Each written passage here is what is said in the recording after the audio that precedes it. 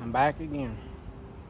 It's going to be part 3 or part 4 of an update on this car and maintenance and servicing. And I'll put some links in the description below to vetted sources, reliable sources who have YouTube channels and plenty of videos that can back up what they say, both with science, decades of experience, and stuff that just is going to make proper sense. Uh, those 3 sources are going to be Lake Speed Jr., who is a tribologist, which is a lubricant expert in engines, years of experience, very, very intelligent individual. Um, he gets down to the chemistry, molecular level, and things like that.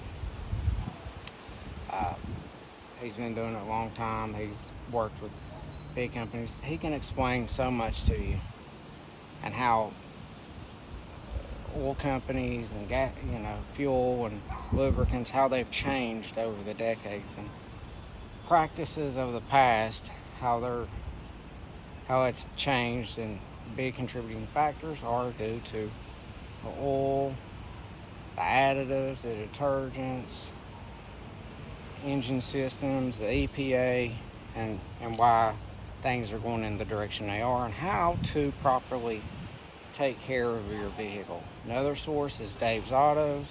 He primarily works with diesel engines. He's been repairing diesel engines, and these people in a week's time have more hands-on experience and knowledge than most people will do in their entire life.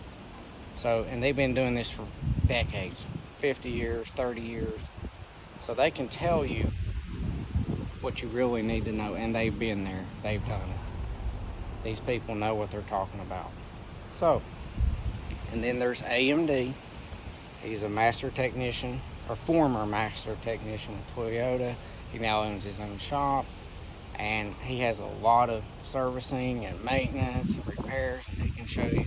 And he does reviews on not just Toyotas, and explains what's good, what's bad, what to expect, what common issues with what engines and what vehicles, and you can validate a lot of this. And just remember, when you see AI generated Google, know that they're getting some of their source, that information, from forums, which is not always the best sources. So you need to do a little further research and not always rely on Google AI. A lot of it's credible, but a lot of it's inaccurate. You can change the results by just adding a few different words. You're still looking for the same answer, but you can get completely different.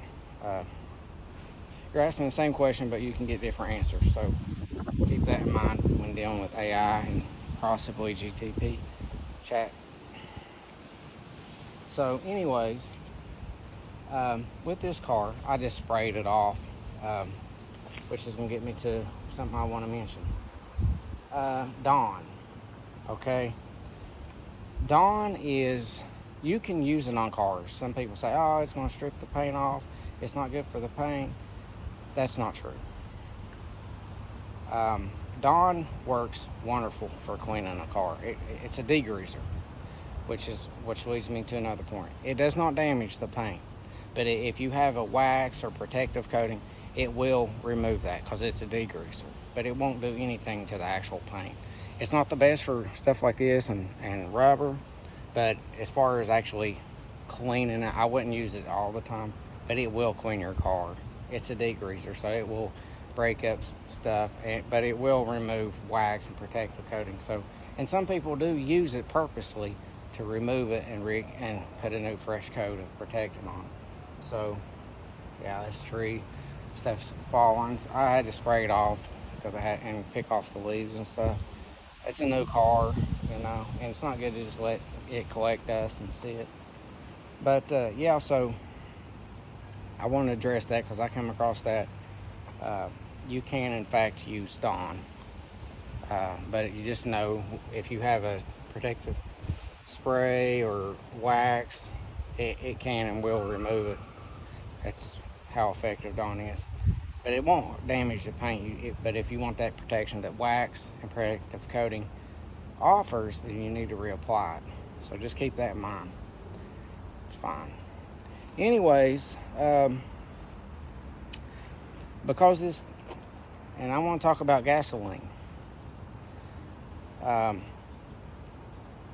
Premium gasoline in general is a cleaner fuel.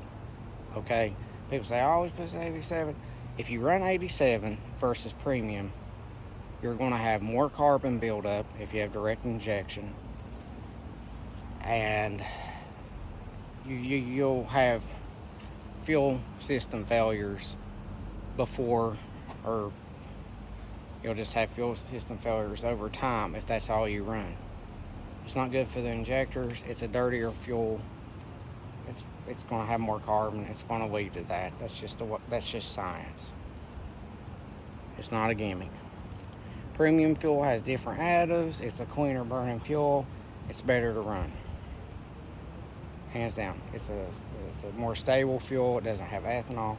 That's why when you put premium in the car, it runs smoother. It's a smoother combustion process. It's more stable. That's why it has that effect. Now, that much having been said, not all 87 is the same 87. There's 14 different specs of 87. It may have the same octane rating and everything at the pump. You go to Speedway or Quick Trip around here or whatever other gas station, you see 87 unleaded. The 87 in Florida is not the same as California or Chicago. They're spec different. Now this is just the specs.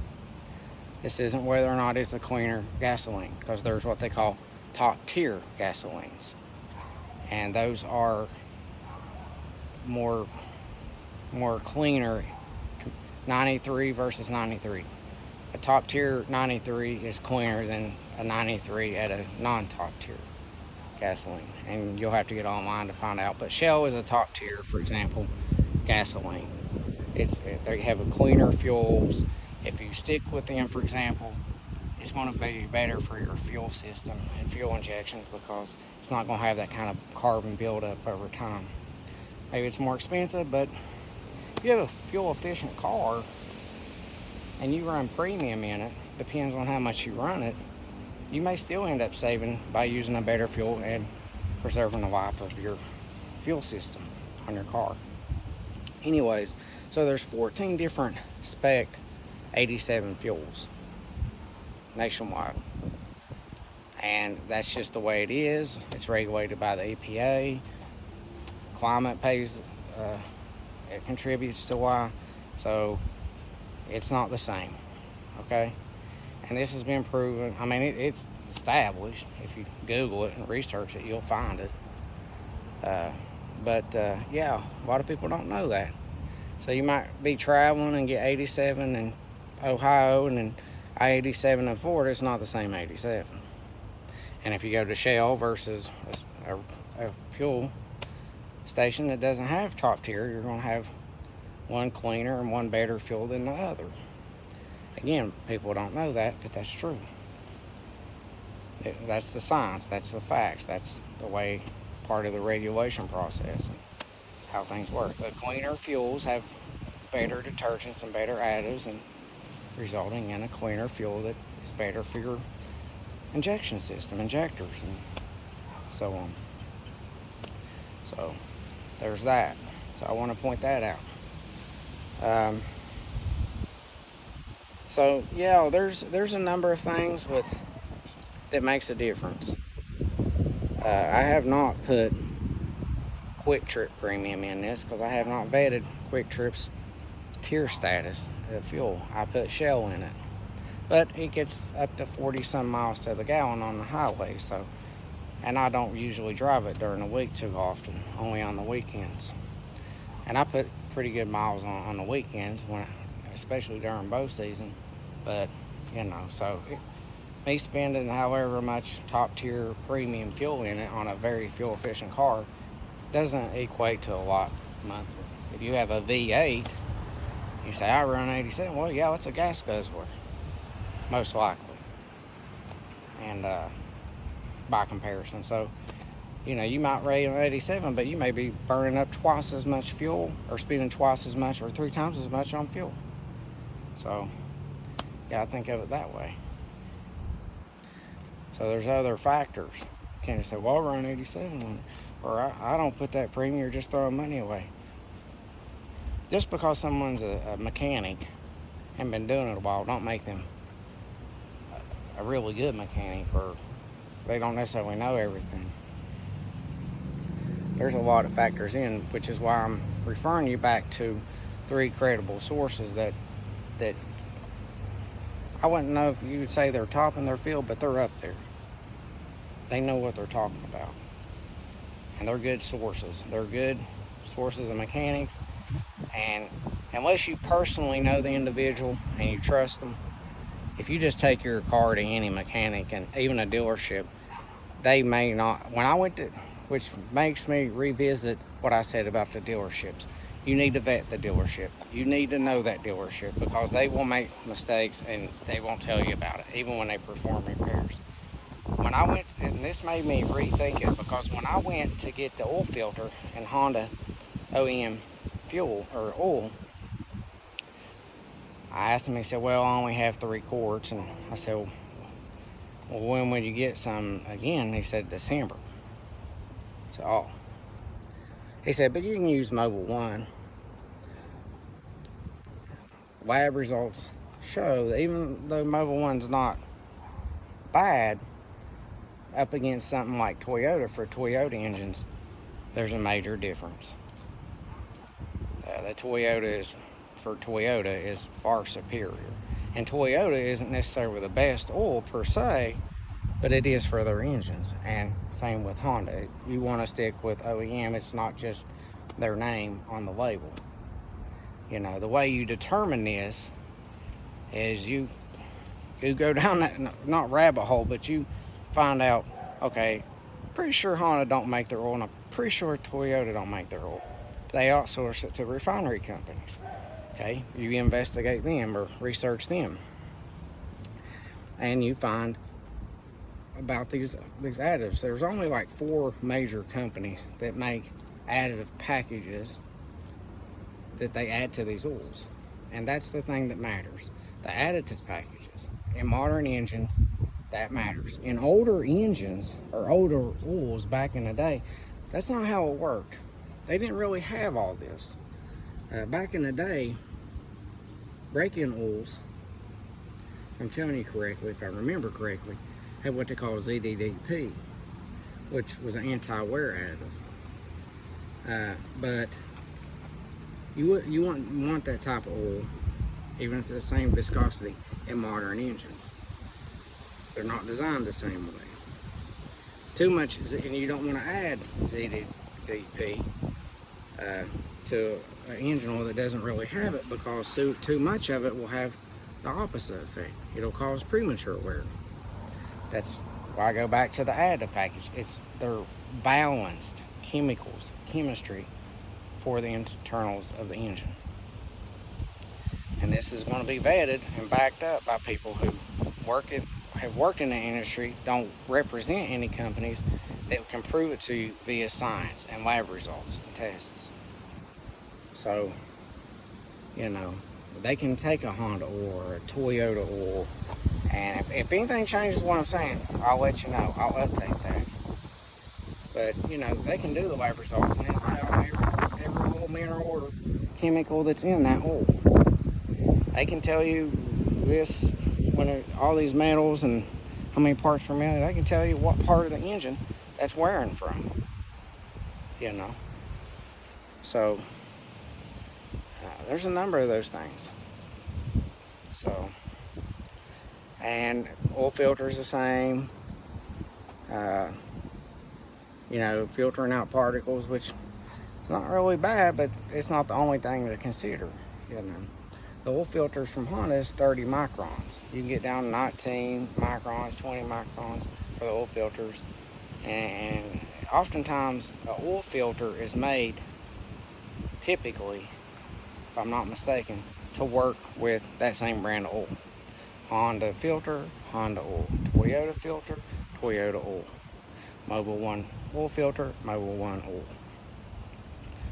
So, I mean, you know, there's a lot of opinions out there. That's why I say I'm going to provide you with people who have that kind of validation, who have that kind of experience, and who have that, and pretty much, you know, have hands-on experience doing mechanic work, have decades of experience doing it, who have master's degrees, who are chemists or scientists. They know, okay? You can't ignore what they say and act like, well, you know. No, you need to listen to these people. You don't have to do exactly what they say, but it's not going to hurt to listen to what they have to say.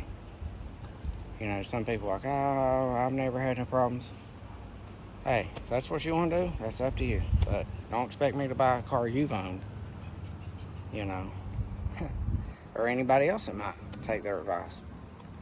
If you don't take care of your vehicle to a certain degree, it's not going to be worth as much as you think. You might sell it, you might not.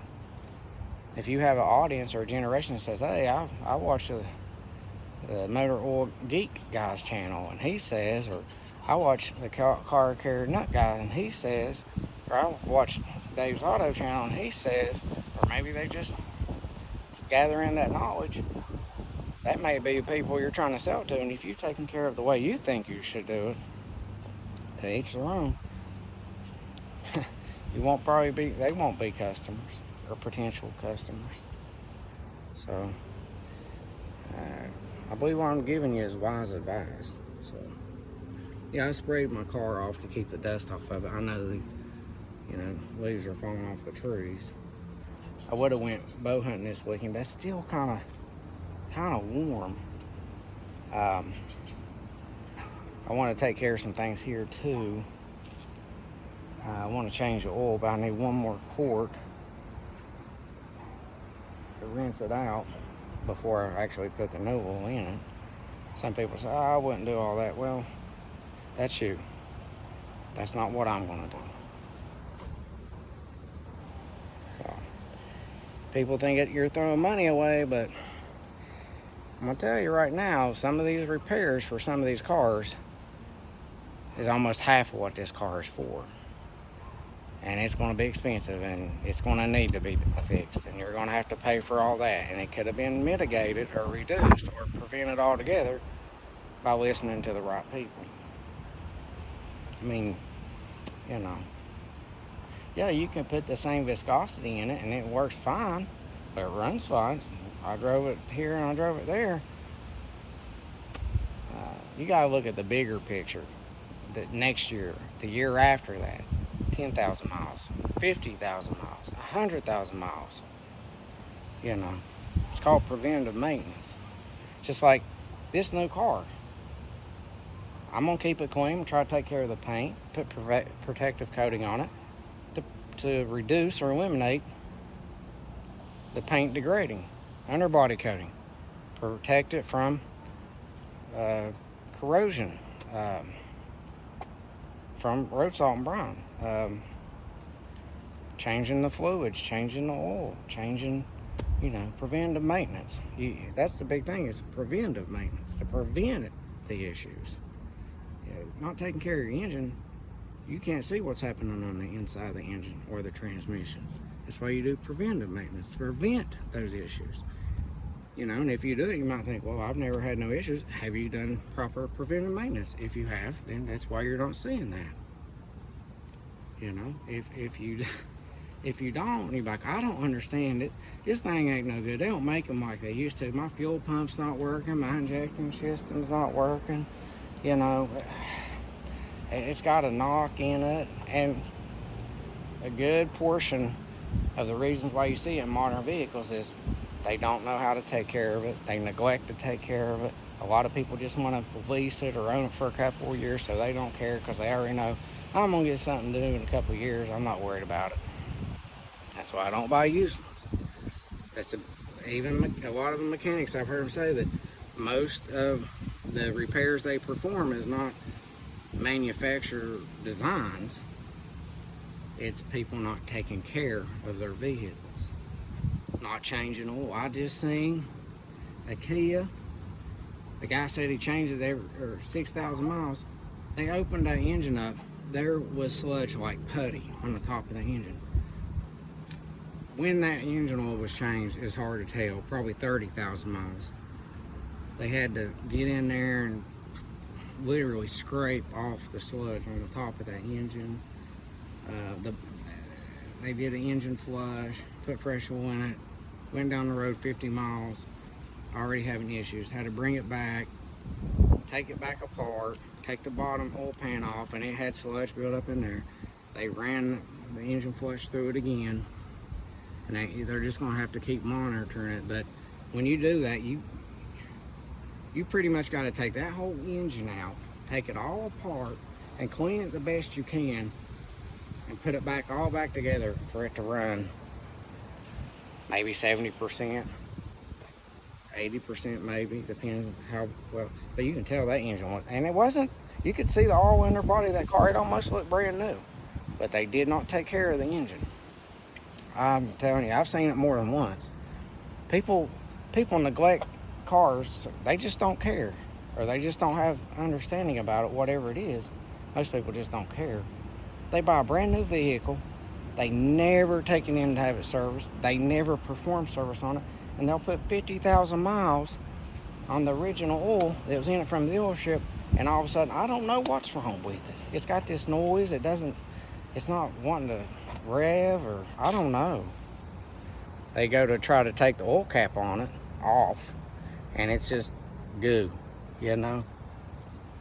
And then they already know. They take the engine apart.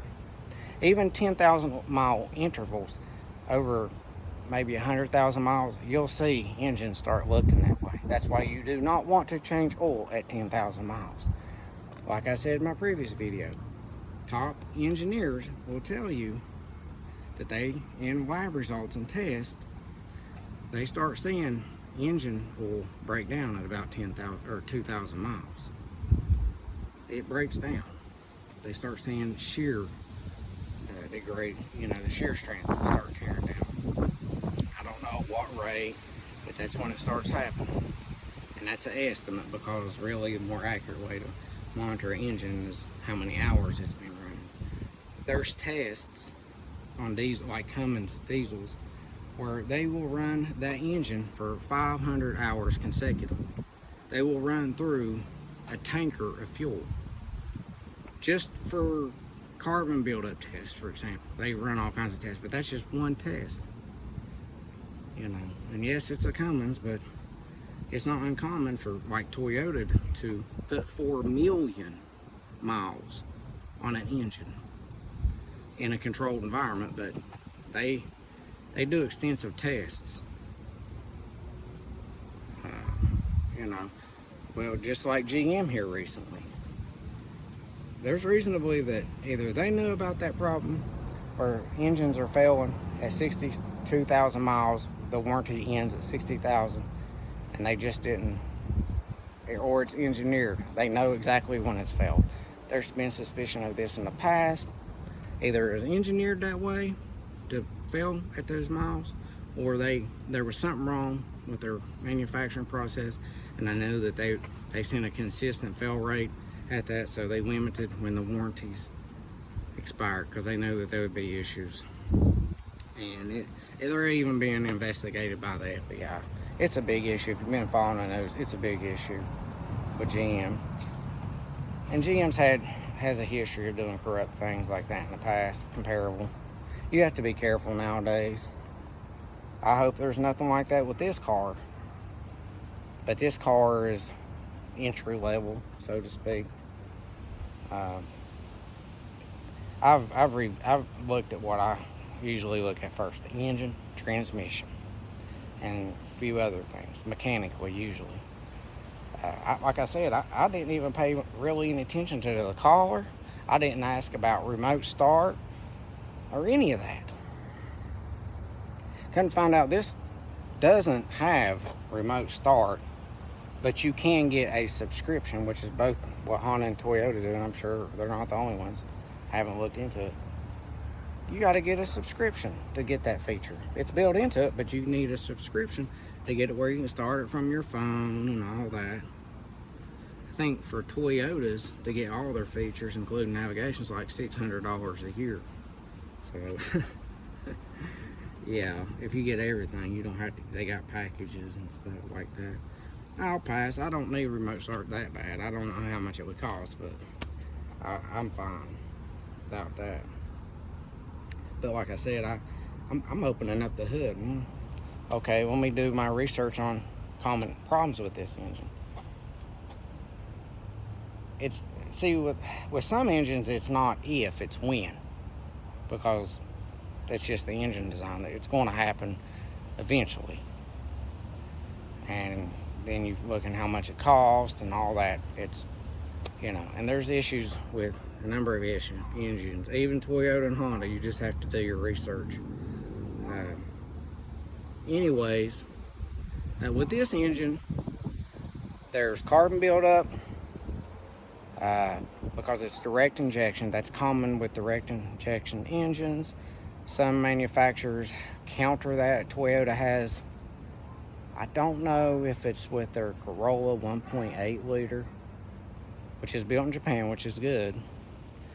I think it has direct injection and port injection, something like that, which has its pros and cons.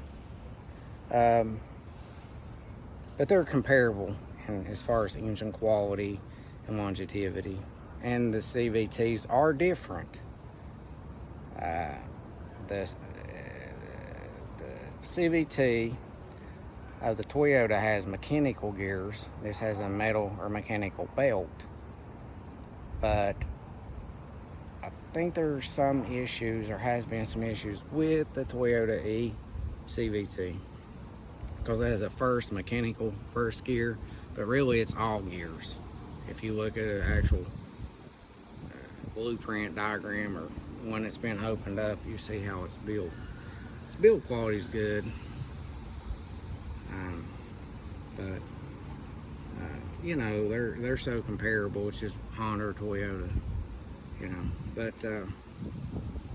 so yeah, this one can develop a oil leak on the gasket area, but like I said, it's right there. It's a do-it-yourself if you know what you're doing. You don't have to take it in. You just take it apart correctly, the cover and stuff, and you need your torque wrench. You need to properly clean off where that gasket sealant goes. It's not a gasket, it's sealant. You reapply it and torque it back down. That's almost all it takes for that. You don't have to pull the motor, and it's very easy to access. And like I said, the one thing to help with the carbon buildup with the direct injection is to run clean fuel in it. That's one thing you can do. Plus, even if you have to take the valves out and clean it again, you don't have to pull the whole motor out just to do that, to my knowledge. CVT, couldn't find any indications of CVT issues, but this is another thing with CVTs and even other automatic transmission. Yes, you need to change your transmission fluid. It don't matter if it says it's sealed. It may say don't fool with it or a label. You need to change your transmission fluid. It gets thin, it stops lubricating, it gets dirty. You need to change it. Not as frequent as oil, but you still need to change it because it breaks down too. These fluids, a lot of them originally come from oil. With Honda, you want to use their CVT oil. Numerous mechanics have reported this. I've listened to a number of them. A lot of them's come across the same problems, credible ones, and I've listened to quite a few. I just point out some of the 3 best ones I know of as of now. You want to put Honda's CVT fluid in. They've tried other fluids and they have issues with them. Same with Toyota. You want to use Toyota.